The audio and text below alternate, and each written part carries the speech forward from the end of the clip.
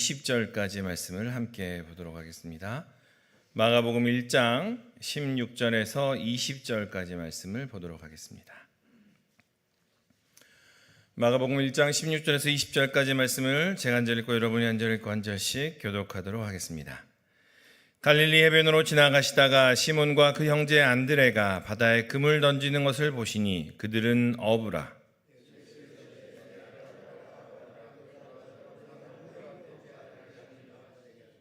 곧 그물을 버려두고 따르니라.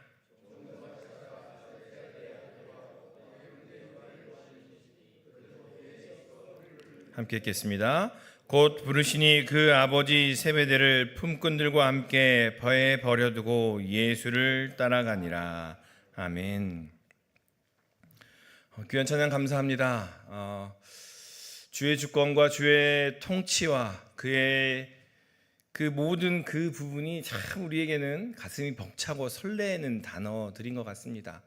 오늘 이 예배를 통해서 주님의 주권과 주님의 통치와 그 다스리심을 다시 한번 또한 인정하고 그 다스리심 안에 우리의 삶을 내어 맡기는 우리 모든 믿음의 식구들 되시기를 주님의 이름으로 축원합니다. 여러분 어떠세요? 주일 일부 특별히 들으실 때 찬양 가사들을 특별히 이렇게 열심히 새벽같이 준비를 하시잖아요. 우리 함께 찬양으로 우리 앉아 계신 한분 우리 식구들도 그 찬양 일주일 동안 어떤 찬양인지 한번 이렇게 계속 흥얼거려 보시고 또 그 가사들을 묵상하시면 참 좋을 것 같습니다. 여러분 그 예수님을 처음 만났을 때 기억을 하십니까? 여러분 처음 예수님을 찡 하고 만났을 때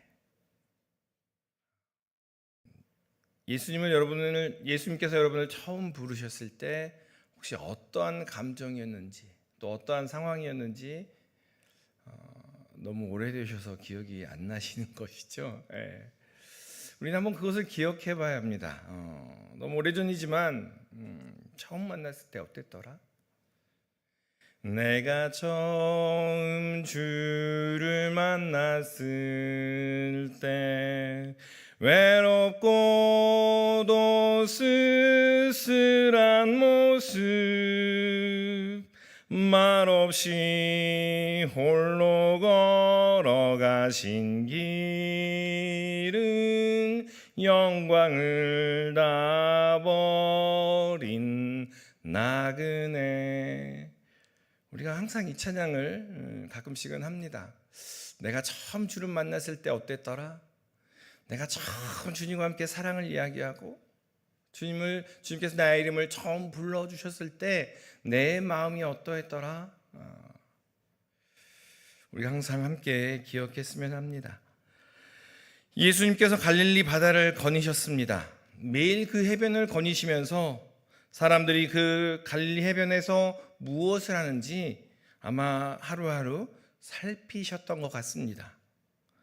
어부들과 배들을 보고 또 그물을 던지며 그물을 깁고 또 물고기를 나누는 이러한 사람들 한 사람 한 사람들을 잘 살피며 매일매일 이렇게 보셨을 겁니다. 어떤 이들은 가족들끼리만 와서 물고기를 잡는 이들도 있었을 것이고 어떤 이들은 커다란 배와 품꾼들까지 함께 동원해서 물고기를 잡는 그러한 이들도 보셨을 겁니다. 그 중에 시몬과 안드레 그리고 야고보와 요한을 보시면서 첫 마디를 건네십니다. 나를 따라오너라. 내가 너희로 사람을 낚는 어부가 되게 하리라. 그러자 그들이 배와 그물 심지어 아버지와 품꾼까지 배에 버려두고 배에 남겨두고 예수님을 따라갑니다. 예수님이 누구신가를 계속해서 이야기했다면 그것을 이제 세례를 통해서 여러 가지 광야의 시험을 통해서 확증하신 후에 예수님께서 세상과 접하신 첫 대목이 바로 오늘의 말씀입니다. 모든 피조물을 대하는데 그것 중에서 가장 먼저 사람을 대하시더라라는 거예요. 세상 모든 피조물을 대하시는데 가장 먼저 사람을 불러서 나를 따라오너라 라고 말씀하시더라는 겁니다. 예수님을 처음 만났을 때를 회복하시고 기억하시기를 소망합니다.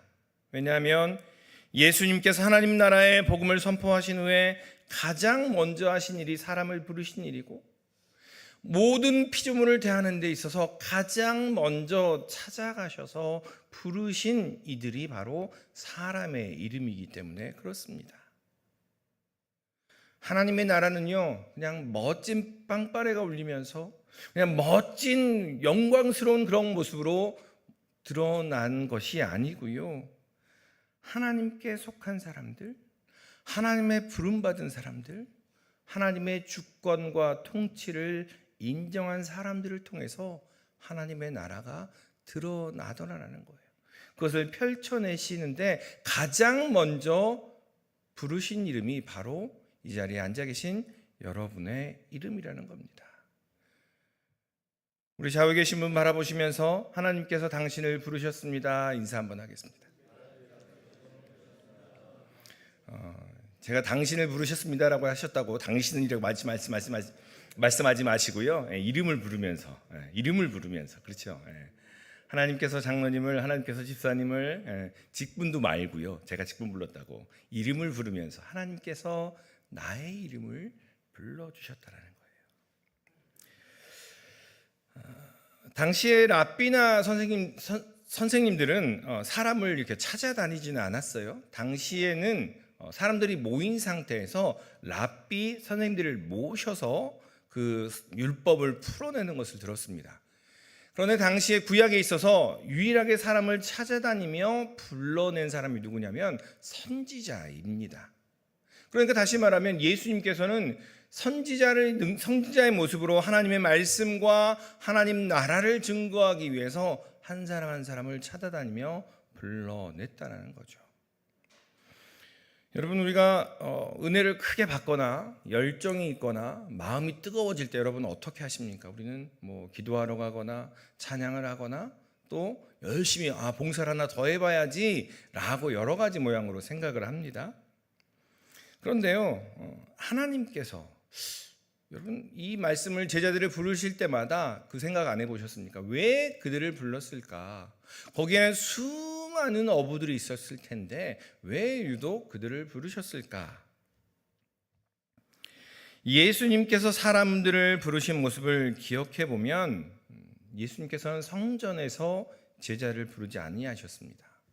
회당에서 제자를 부르지 아니하셨고요, 제사 드릴 때 제자들을 부르지 아니하셨습니다. 일상 속에서 그들이 삶을 영위하는데 이거 아니면 내 삶을 살 수 없어요 라고 붙들고 있던 그 끈을 단단히 붙잡고 있을 때 오히려 예수님께서는 그들을 부르시며 그 이름을 부르시며 나를 따라오너라 라고 말씀하셨다는 거예요.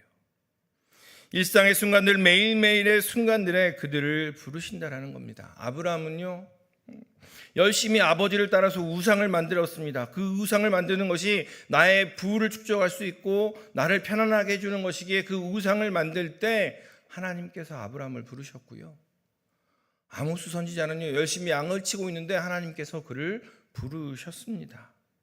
그리고 오늘 4명의 제자도 열심히 그물을 던지며 그물을 손질하고 있을 때 예수님께서는 부르셨다라는 거예요. 당시 하나님의 부르심은요, 어떤 정점에 있는 사람들, 종교적인 정점에 있는 사람들, 경제적으로 사회적으로 정점에 있는 사람들에게만 하나님께서 부르신다, 하나님의 말씀이 임한다라는 생각이 있었습니다.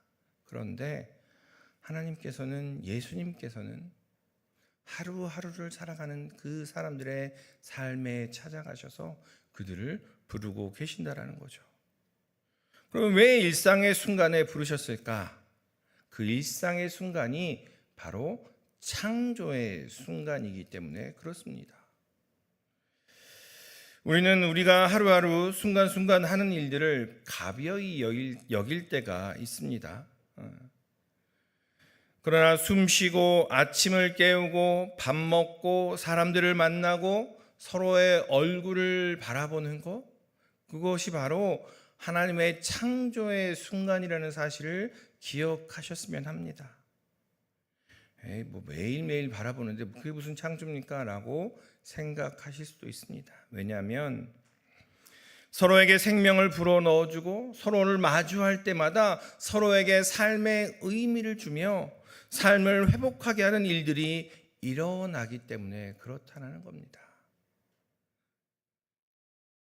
서로에게 생명을 불어넣어줍니다. 아침을 깨우고 밥을 먹고 만나고 서로의 얼굴을 바라보며 한번 웃어줄 때 우리가 얼마나 삶의 희열을 느끼며 우리의 삶에 얼마나 큰 의미가 있는지 우리는 기억하게 됩니다. 우리가 예배도 드립니다. 예배를 드리는 것 중에 그 예배 드리는 것의 의미 중에 하나는 우리의 일상 가운데 예수님을 알아차리기 위해서 예배 드린다라는 겁니다. 우리의 일상 속에서 예수님을 그냥 지나치지 말고 예수님을 만났을 때 그 형상과 그 음성과 그 향기를 깨달으라고 이렇게 모여서 예수님을 기억하며 예배 드린다는 사실을 기억하셨으면 합니다.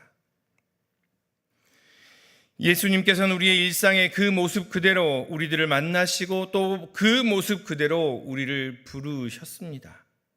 그리고 부름받은 우리들 역시 그 모습 그대로 예수님을 따라가더라라는 겁니다. 오늘 본문을 보면요, 그대로 따라갔습니다. 고기를 잡다가 민물고기의 비린내가 날 수도 있고요, 비늘이 덕지덕지 묻어 있을 수 있고요, 여러 가지 물고기 잡는 그 모습 그대로 예수님께서 부르시니 그대로 따라갑니다. 변화시키는 분, 바꾸시는 분이 바로 예수님이기 때문에 그들은 그것까지도 내어 맡긴 채 예수님께 그대로 나아갔다라는 겁니다. 우리의 일상을 가벼이 여기지 마시기를 바랍니다. 아침에 일어나서 밥을 먹고 우리 가족들을 한번 바라보고 미소를 짓는 것, 말 한마디 건네는 것, 그것이 매우 큰 의미가 있고 하나님의 창조가 그 모습을 통해서 드러난다는 사실을 기억하시기를 바랍니다. 그 모습 때문에 예수님께서는 우리를 찾아오셔서 우리를 만나주시고 우리를 부르신다라는 겁니다. 바라기는 있는 모습 그대로 예수님과 함께 하시며 우리의 일상을 복되도 하시는 우리 모든 믿음의 식구들 되시기를 주님의 이름으로 축원합니다. 그런데 이러한 생각들이 굉장히 혼란스러워질 때가 있습니다. 사춘기 아이들을 만날 때 그렇지요. 저는 말씀을 준비하면서 이번 한 주 동안 매일매일 실천을 해보았습니다. 저희 사춘기 아이들에게 씩 웃으면서 인사를 해보았더니 굉장히 냉랭한 미소로 돌아오더라고요. 그래서 일상이 중요하다라고 이야기를 해야 되는데 이 사춘기 아이들에게 하나님은 어떻게 만나실까라는 그러한 기도가 됐습니다. 그래서 우리가 함께 서로 미소를 지으며 서로 인사할 때 하나님의 창조가 우리에게 있구나라는 것을 꼭 기억하셨으면 합니다. 어떤 사닥인이 높은 절벽을 오르던 중에 갑자기 발을 헛디뎌서 절벽 아래로 떨어졌어요. 그는 본능적으로 로프를 잡았고 가까스로 그 로프에 이렇게 매달리게 된 겁니다. 하지만 주변을 돌아보니 안개가 뿌옇게 끼어 있고 눈앞 발 아래는 전혀 보이지 않아서 어떻게 해야 되나 그렇게 매달려 있을 수밖에 없었습니다. 그 사람은 두려움에 떨면서 하늘을 향해 외쳤지요. 하나님 제발 저를 도와주세요. 하나님 제발 저를 살려주세요. 그러자 조용한 가운데 하나님의 음성이 들렸습니다. 줄을 놓아라. 줄을 놓아라. 그런데 그 사나기는요, 너무나 무서웠습니다. 왜냐하면 아래도 보이지 않고 이 줄을 놓으면 내가 죽을 것 같았거든요. 아래가 얼마나 깊은지 보이지 않았기 때문에 그렇습니다. 이걸 놓으면 죽을 수도 있어. 차라리 그냥 내 힘으로 내가 가진 지식으로 한번 버텨보는 게 낫겠어 라고 그는 더욱 강하게 줄을 붙잡았습니다.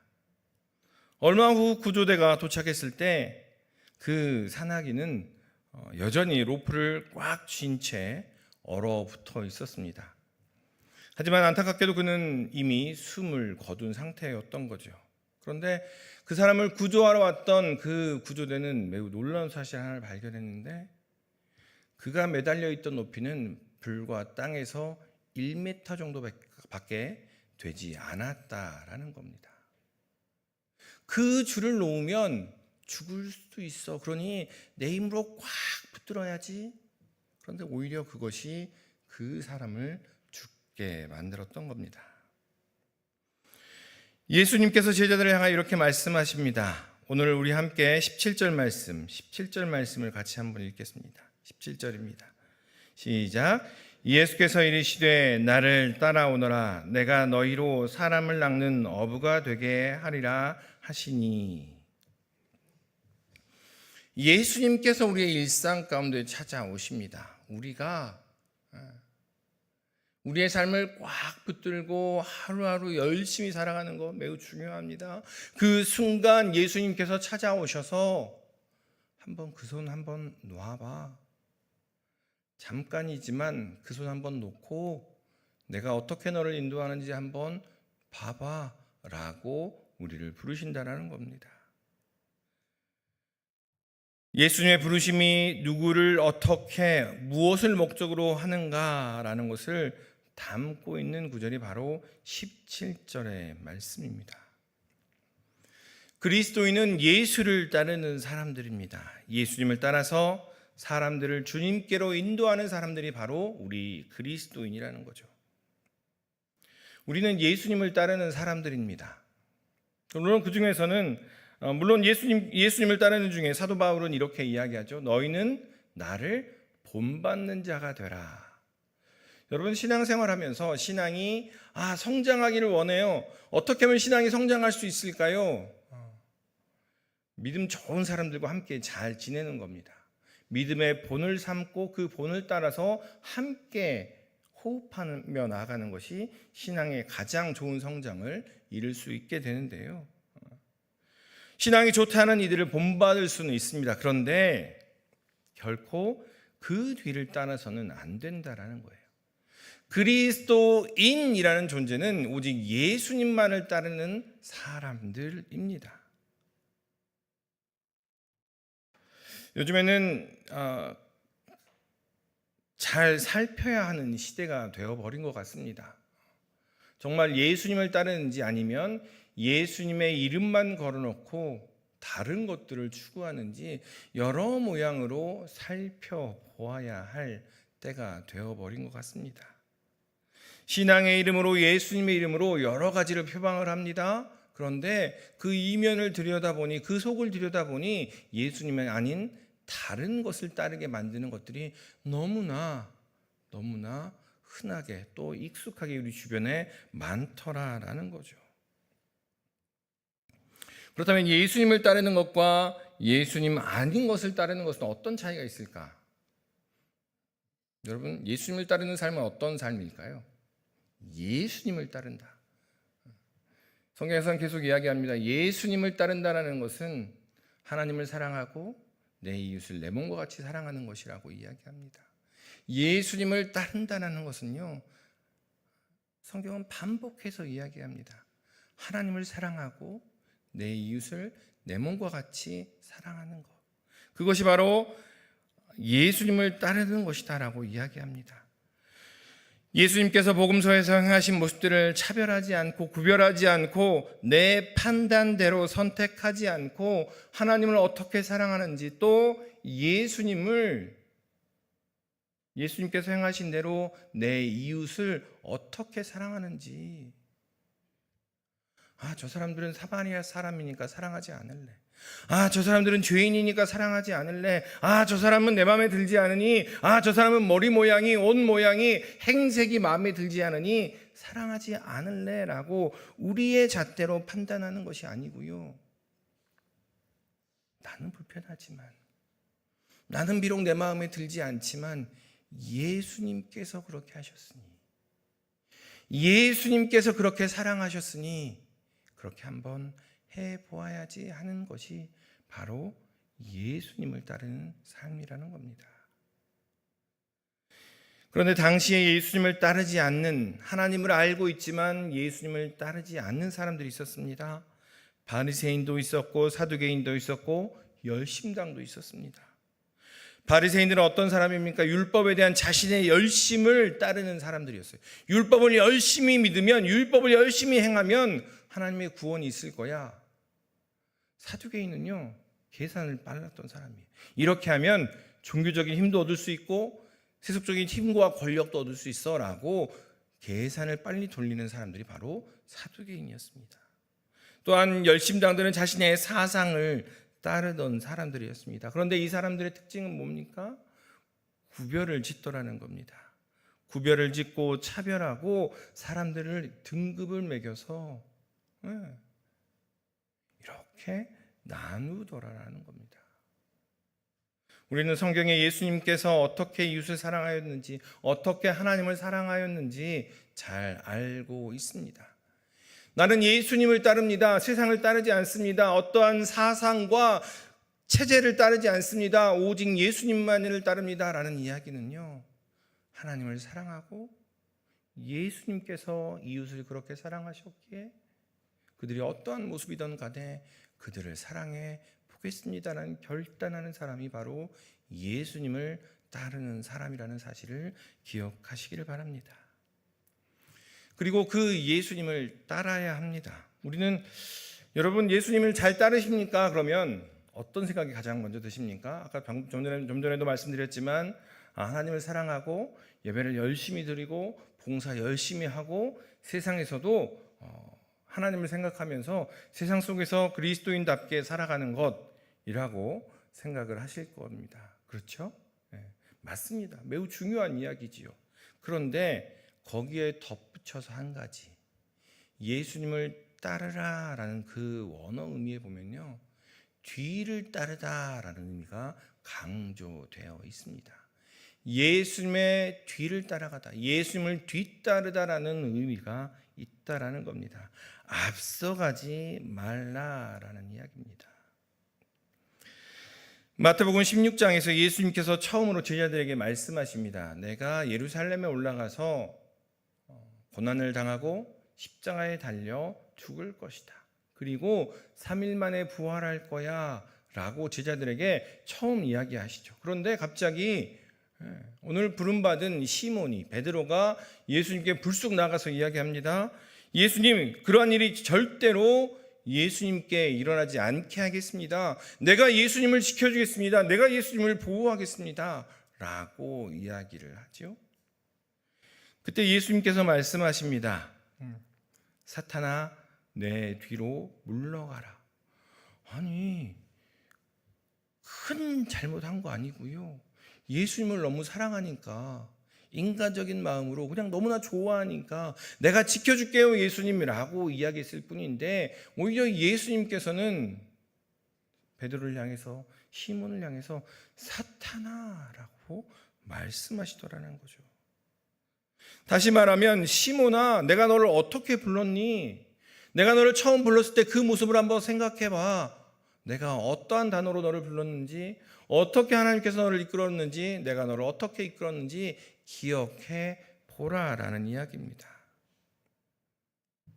내가 너를 그렇게 부르지 않았니? 라고 말씀하시는 겁니다. 앞서는 것이 아니라 앞서서 하나님의 뜻을 너의 의지로, 경험으로 막는 것이 아니라 그 하나님의 뜻을 따라가는 것,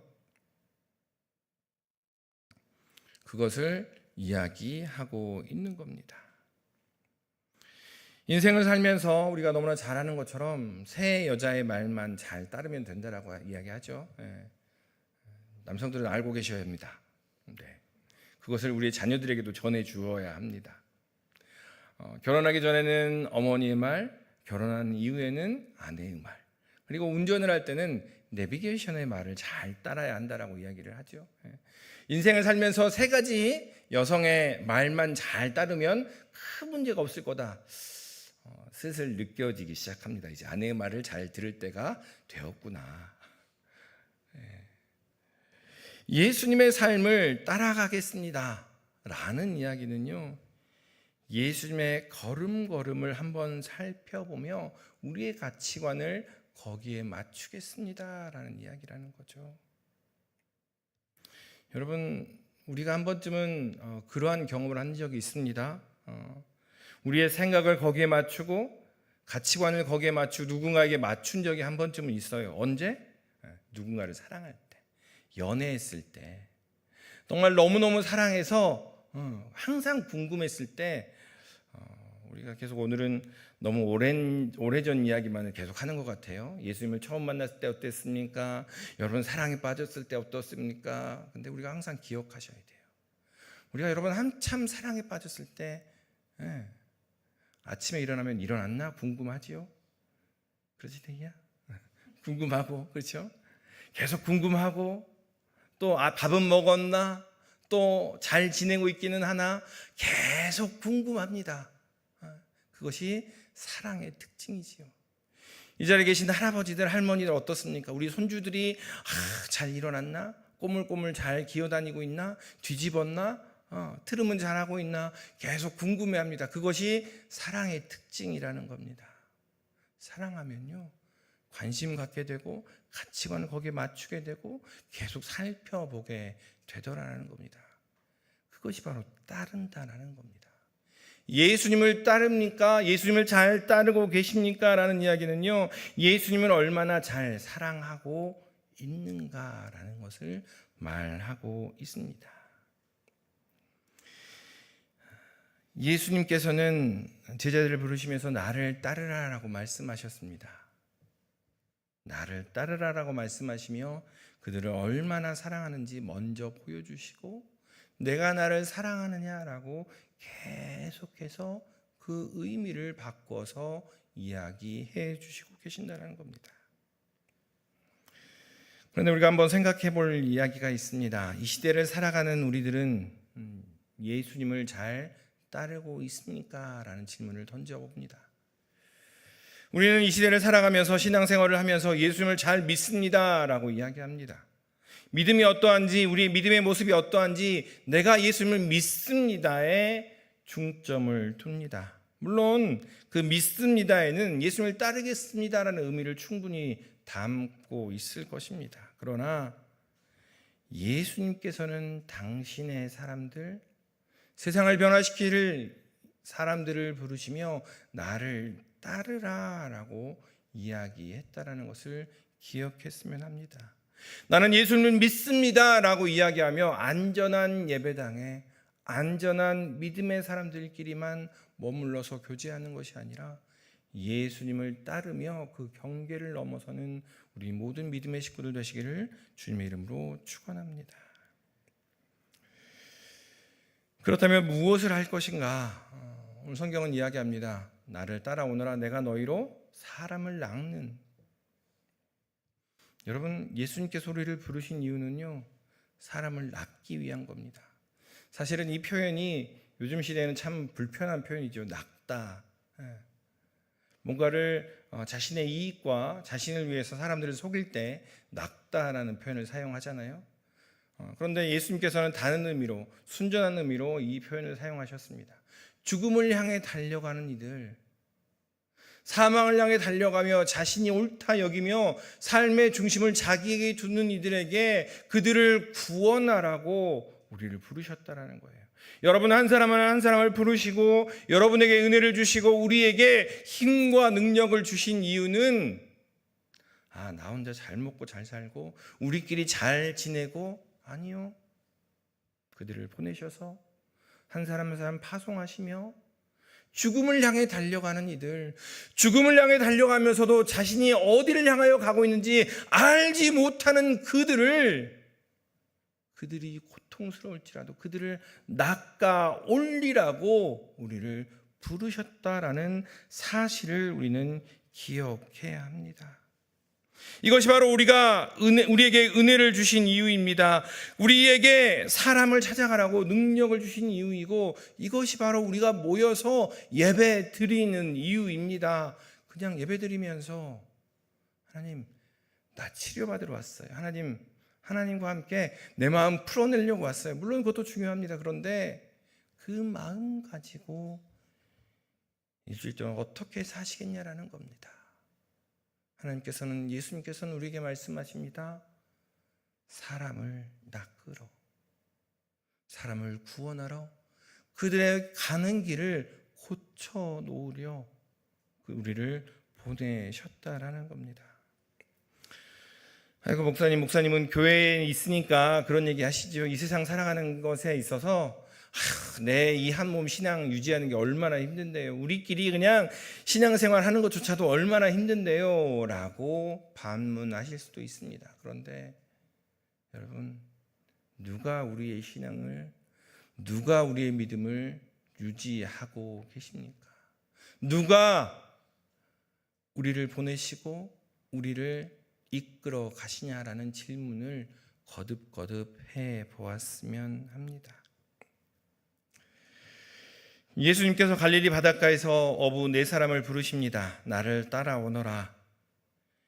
예수님의 부름을 받은 그들의 반응은 한결같습니다. 그물을 버려두고 배를 버려두고 아버지와 품꾼을 배에 버려두고라고 말합니다. 그물을 버릴 수밖에 없을 정도로, 아버지를 떠날 수밖에 없을 정도로 그 마음 가운데 예수님이 가득 찼다라는 겁니다. 그 부르심 자체가 강력했다라는 겁니다. 여러분, 사랑할 때 부모님이 하는 이야기 안 들렸어요? 너무너무 사랑하다 보니까, 그래서 부모님은 이야기하죠. 고3 때는 제발 연애하지 마라고 이야기를 합니다. 너무너무 사랑하니까 들리지 않고, 너무너무 사랑하니까 보이지 않고 그냥 따라가더라라는 거예요. 아브라함은 떠나갔습니다. 본토 친척 아버지의 집을 떠나갔고요. 모세는 왕궁에서 각 왕자의 모습을 버리고 광야로 떠났고요. 엘리사는 부모님께 작별 인사를 하고 엘리야를 따라갔습니다. 바울과 제자들 역시 이전의 것들을 오히려 배설물로 여길 정도로 여기고 예수님을 따랐다라는 거예요. 예수님의 부르심은요, 이것도 취하고 저것도 취하라는 부르심이 아닙니다. 예수님의 부르심은 예수님만을 전적으로 따르면 다른 것도 함께, 너희가 불편하지 않게, 너희가 힘들지 않게, 너희가 아프지 않게 함께 하겠다라는 그 부르심이라는 사실을 기억하셨으면 합니다. 옛날의 질서로부터 새로운 질서로, 땅의 질서로부터 하늘의 질서로, 가족 공동체에서 예수 공동체로 삶의 중심 바뀐 것, 그것이 바로 나를 따라오너라 라는 그 의미라는 사실을 기억하셨으면 합니다. 예수님께서는 이미 우리를 그렇게 옮겨 놓으셨습니다. 사도 바울이 그렇게 고백을 하지요. 누구든지 그리스도 안에 있으면 누구든지 그들의 삶의 모습이 어떠하든지, 그들이 어떠한 것을 가지고 살아가는지, 누구든지 그리스도 안에 있으면 새로운 피조물이라. 이전 것은 지나갔으니 보라 새 것이 되었도다. 예수님을 따르고 계신 여러분을 축복합니다. 그리고 그 축복 안에서 내가 예수님을 잘 따르고 있는지, 또한 여전히 그 따름 안에서 내가 사람들을 잘 낫고 있는지, 나로 말미암아 사람들이 잘 변화되고 있는지 점검해 보셨으면 합니다. 우리로 말미암아 예수님께서는 하나님의 나라를 이루어 가기를 원하고 계십니다. 여러분, 한 사람 한 사람을 통해서 우리의 삶이, 우리의 마음이, 우리의 삶이, 우리의 가정이, 우리의 직장이, 우리가 걷는 그곳이 하나님의 나라가 되기를 주님께서는 여러분에게 부탁하고 여러분에게 당부하고 계심을 기억하시고 그 하나님의 나라를 이루어 가시는 우리 모든 믿음의 식구들 되시기를 주님의 이름으로 축원합니다. 기도하겠습니다. 사랑원에 충만하신 아버지 하나님, 주님의 그 부르심 다시 한번 돌아보게 하시고, 주님을 처음 만났을 때, 주님께서 우리를 부르셨을 때 어떠했던가, 주님을 너무나 사랑하여 주님께 매어 달릴 때 우리의 마음이, 또 우리의 삶의 가치관이 어떠했던가 다시 한번 돌아보며, 행여나 믿습니다라는 말로 그냥 주저앉아 있지는 않은지 주여 점검하게 하시고, 다시 한번 주님을 따르고 다시 한번 주님을 향하여 주님 뒤를 따르며 한 걸음 한 걸음 내딛는 우리 모든 믿음의 식구들 되도록 주여 은혜를 덧입혀 주시옵소서. 감사드리며 이 모든 말씀 예수님의 이름으로 기도드리옵나이다. 아멘.